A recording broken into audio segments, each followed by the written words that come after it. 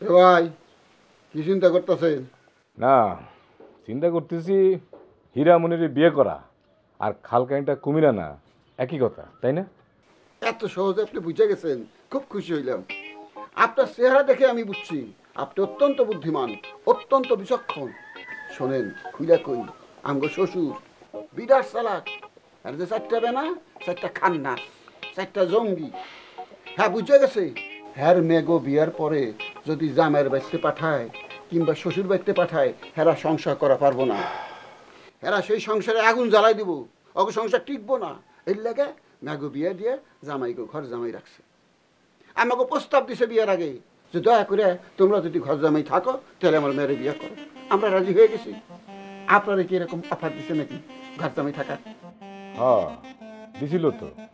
মুরবি মানুষ তো, আমি না করতে পারি না। যদি মনে কষ্ট পায় অভিশাপ দিব তো, এই জন্য। এটা আমরা জানতাম যে তাই করবে, কিন্তু ভাই এই কি হয়েছে জানেন? আমাদের শ্বশুর তো আমাদের কাছে বলেছে যে এই ছেলে মানে আমনি বলে এতিম, অসহায়, গরিব, আপনার বলে থাকার জায়গা নেই, আর আপনার ঘরে বলি ওই সৎমা, সেই নাকি আপনার খেতে দেয় না। শ্বশুর মশাই মনে করেছে কি যে একটা এতিম ছেলের ঘর জামাই করে যদি আনা যায় তাহলে আল্লাহ খুশি হবে না। এই জন্যই আল্লাহরে খুশি করার জন্য তার মেয়ের সাথে বিয়ে দিয়ে আপনারই ঘর জামাই রাখবে। ছি ছি ছি ছি, কি বলে? এই সমস্ত উল্টাপাল্টা কথা বলে তো আমার সম্মান নষ্ট করতেছে। আমার শ্বশুর কি কইছে জানেন?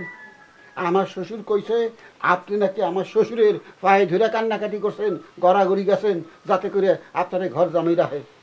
আমরা হ্যার কথা বিশ্বাস করি নাই। আমরা জানি হ্যাঁ এক নম্বর বাটপা। এর লাগে আপনারা রাখছি, আপনার লগে দুটা কথা কমু, হাসা কথা।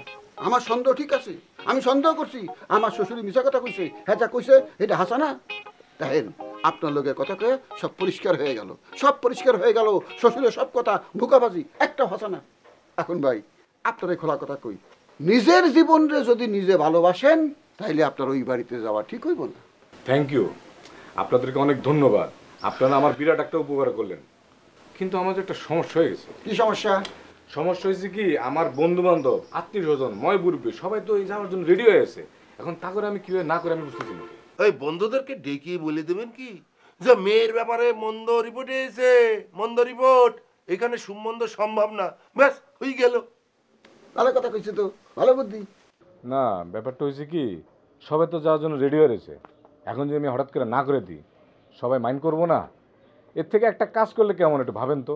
সাপোজ আমি পাত্রী দেখতে গেলাম, যাওয়ার পরে পাত্রী দেখে বললাম যে পাত্রী আমার পছন্দ হয় নাই, এটা কেমন হয় বলেন তো? এইটা তো সমস্যা আছে।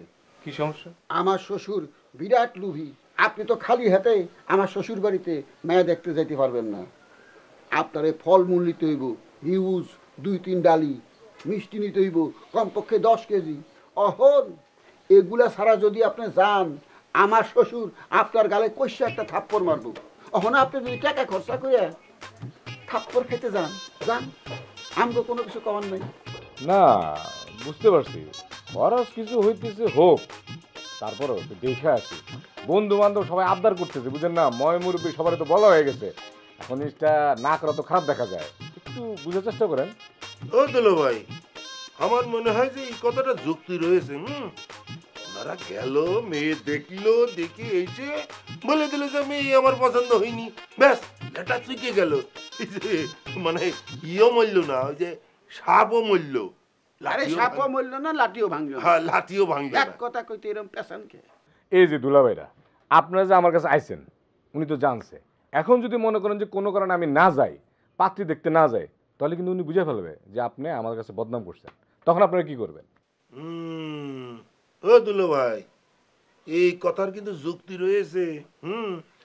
আমার মনে হয় যে ওনারা যাক, যেয়ে মেয়ে দেখে আসুক, দেখে এসে বাইরে বলবে যে মেয়ে পছন্দ হয়নি, লেটা চুকে গেল।